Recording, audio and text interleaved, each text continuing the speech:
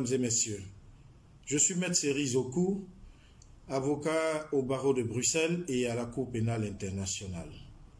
Je m'exprime ici en ma qualité de membre de l'équipe de défense de M. Charles Blé Goudé, président du COJEP et ancien ministre de la République de Côte d'Ivoire.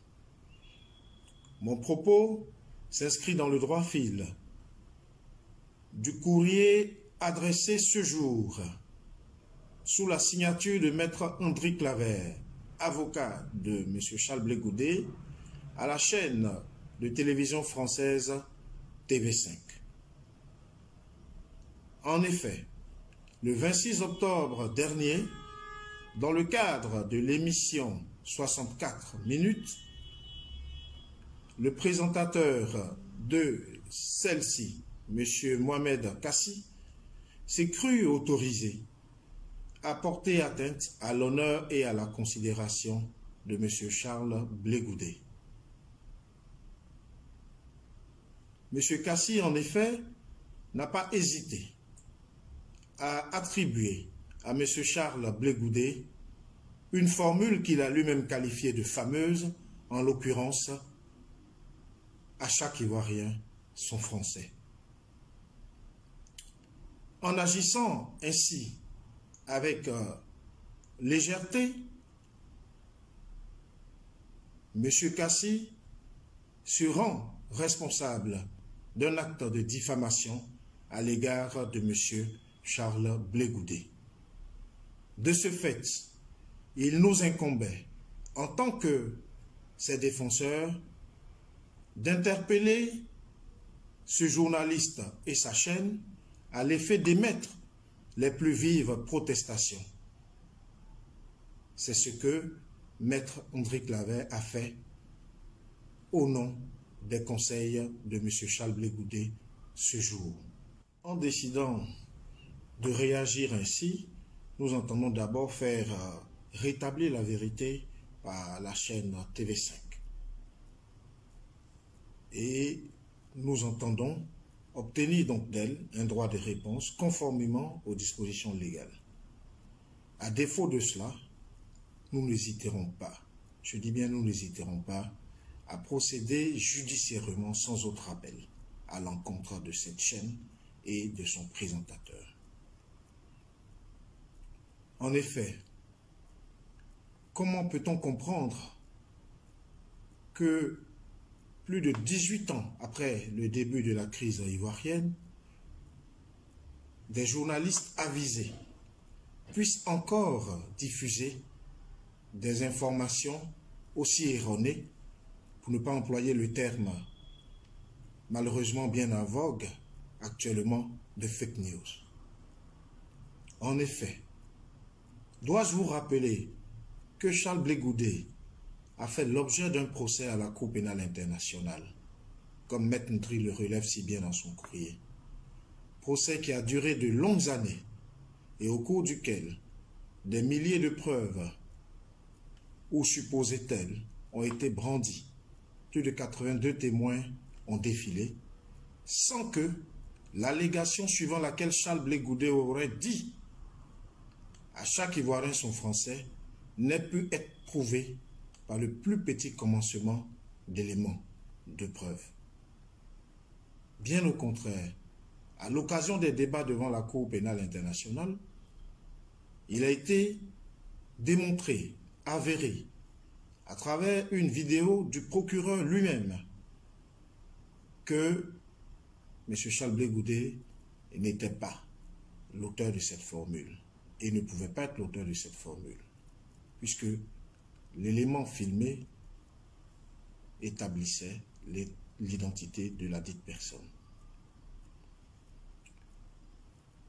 À partir de ce moment où Charles Blé Goudé, au terme d'un procès héroïque mené par lui-même et par sa défense, a été acquitté de toutes les charges portées injustement contre lui, il n'est pas dans nos intentions de laisser se développer à nouveau contre lui une campagne de dénigrement, une campagne de vilainie, comme cela a été le cas depuis que ce monsieur a décidé de s'engager pour la défense de sa patrie, pour la défense des valeurs de la République ivoirienne.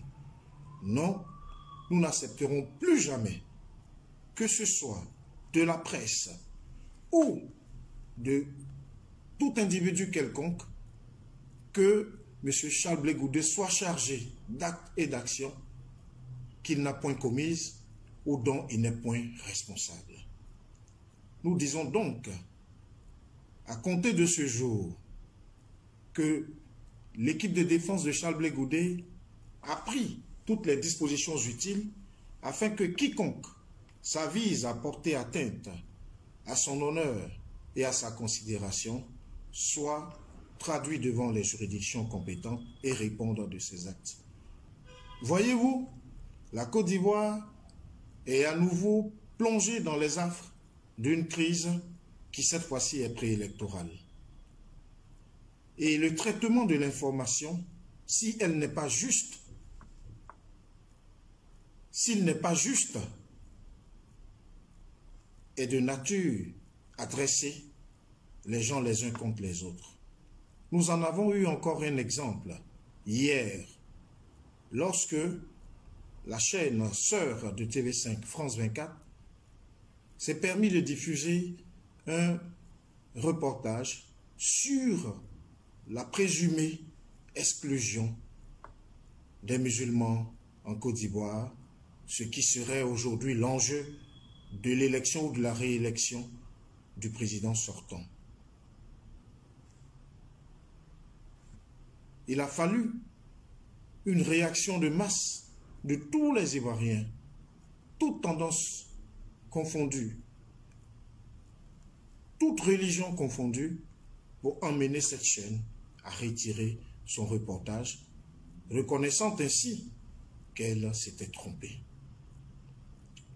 Par conséquent, nous considérons que de vouloir faire revenir à M. Charles Blé Goudé et de lui faire porter le chapeau d'actes qu'il n'a pas commis dans un contexte actuellement aussi délétère, cela revient en réalité à vouloir établir un lien entre lui et les événements en cours en Côte d'Ivoire, en essayant de rappeler dans la conscience collective de certains des souvenirs douloureux auxquels d'ailleurs il a été étranger. Cela, nous ne pouvons pas l'accepter. Voici le sens de notre réaction de ce jour et nous voulons appeler les uns et les autres, et notamment la presse, aussi bien nationale qu'internationale, à travailler conformément aux valeurs de vérité, de justice et dans le respect des règles, bien entendu, qui régissent leur profession. Il est vrai qu'on peut se tromper une fois, persévérer dans l'erreur est diabolique et cela dénote d'une volonté de nuire. C'est ce que les latins disent dans la formule « errare humanum est, perseverare diabolicum ». En ce qui regarde M. Charles Blé Goudé et en ce qui regarde ses conseils,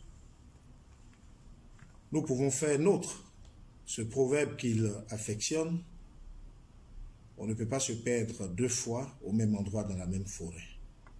Ce qui, en termes de langage ivoirien, nous amène à dire que c'est le premier gaou qui est gaou, et le deuxième gaou devient Nyata.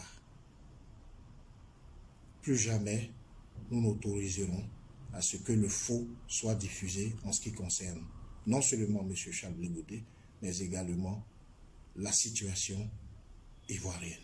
Je vous remercie.